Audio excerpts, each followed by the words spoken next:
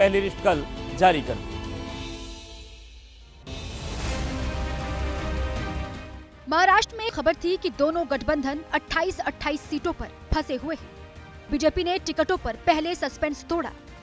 Party ने पहली list में 99 उम्मीदवार घोषित कर दिए। इनमें डिप्टी सीएम देवेंद्र फडणवीस नागपुर दक्षिण पश्चिम से, महाराष्ट्र बीजेपी अध्यक्ष चंद्रशेखर बावनकुले कामठी सीट से, सुधीर मुंगटीवार बल्लारपुर से, गिरीश महाजन जामनेर से, राम कदम घाटकोपर पश्चिम से, आशीष शेल्लार वांद्रे पश्चिम से उम्मीदवार होंगे। नारायण राणे के बेटे नितेश राणे कंकावली से चुनाव लड़ेंगे। बीजेपी ने पूर्व मुख्यमंत्री अशोक चव्हाण की बेटी श्रीजया चव्हाण को भोकर सीट से अपना उम्मीदवार घोषित किया है। वहाँ पर उम्मीदवार के बारे में जो 5 साल उन्होंने काम किया है, ये सारा कैलकुलेशन करके सीट मिली है। सारे उम्मीदवार अच्छे से जीतेंगे। अच्छी लिस्ट हमारे केंद्रीय नेतृत्व ने दी है। वहीं मातोश्री में महाविकास अघाड़ी की बैठक हुई, लेकिन पहली सूची आज भी नहीं आ पाई।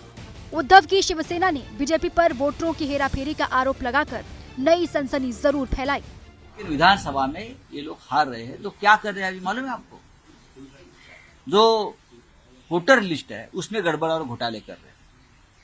चुनाव आयोग को से हाथ मिलाकर चुनाव आयोग उनको मदद कर रहा है।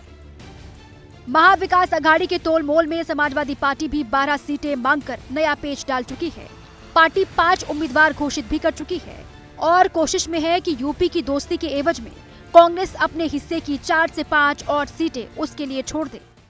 हम नहीं चाहते हैं कि ये सीटें इंडिया अलायंस लूज कर दे।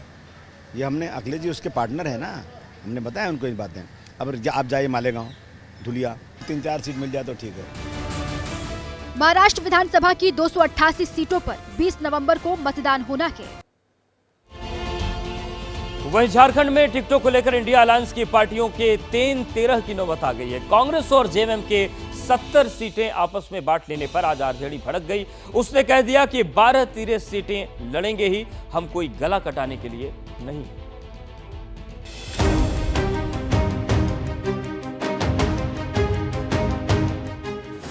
70 सीटों पर इंडिया गठबंधन के जेएमएम कांग्रेस के प्रत्याशी होंगे। झारखंड में इंडिया गठबंधन एक बार फिर से बैकफुट पर नजर आ रहा है। इस बार विरोध का खूंटा तेजस्वी यादव ने गाड़ा है। झारखंड में विधानसभा की 81 सीटें हैं, जिनमें 70 पर कांग्रेस और जेएमएम ने चुनाव लड़ने का ऐलान कर दिया है। बाकी 11 सीटें आरजेडी और लेफ्ट के लिए छोड़ी हैं।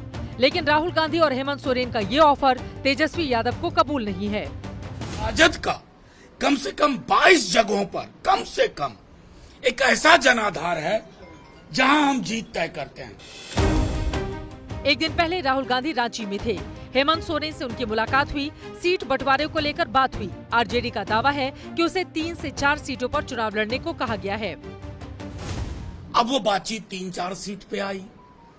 3-4 सीट ना हमारे कार्यकर्ता को, ना हमारे मतदाताओं को, ना हमारे नेताओं को स्वीकार्य था। पिछले चुनाव में आरजेडी 7 सीटों पर लड़ी थी और इस बार वो ज्यादा सीटें चाहती है। मनोज झा ने कहा कि सोमवार को सारी सीटों और सभी उम्मीदवारों के बारे में तस्वीर साफ हो जाएगी। आपको बता दें कि झारखंड की 81 विधानसभा सीटों पर 2 फेज में 13 और 20 नवंबर को चुनाव होंगे। नतीजे 23 नवंबर को आएंगे। अब बात करते हैं दिल्ली प्रदूषण की। दिल्ली में प्रदूषण